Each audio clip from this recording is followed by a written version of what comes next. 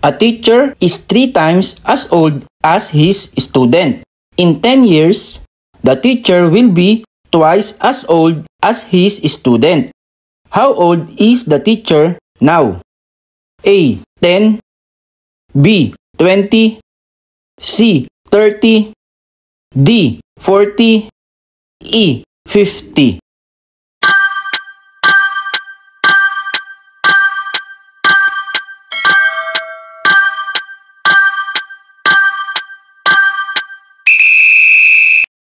Pataasin ang chance na makapasa sa Civil Service Exam sa tulong ng Earls Review Channel.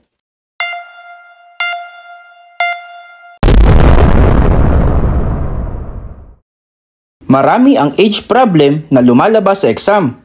Kaya mag-try tayo ng age problem ngayon. Isa-isahin natin. Si student at si teacher.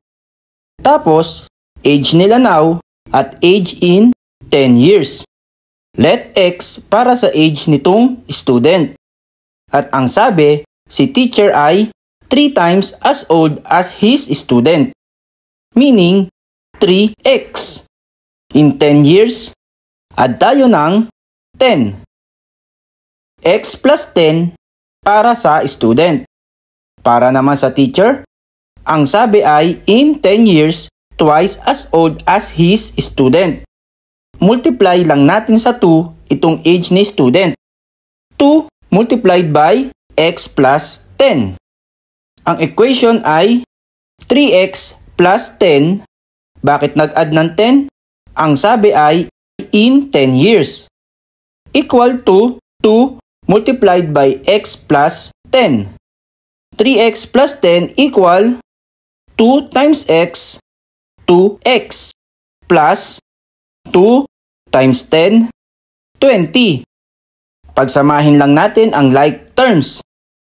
3x minus 2x equal 20 minus 10. 3x minus 2x, x equal 20 minus 10, 10. Yan yung magiging age ni student. Ang tinatanong ay age ni teacher now. Substitute natin ang age ni student dito sa age ni teacher na 3x. Magiging 3 multiplied by 10. 3 multiplied by 10, 30. Ang age ni teacher ay 30. Paano malalaman kung tama ang sagot? Sabi sa problem is in 10 years. Add tayo ng 10 sa age ni student at 10 sa age ni teacher. 10 plus 10, 20. 20 ang age ni student. 30 plus 10, 40. At 40 naman ang age ni teacher.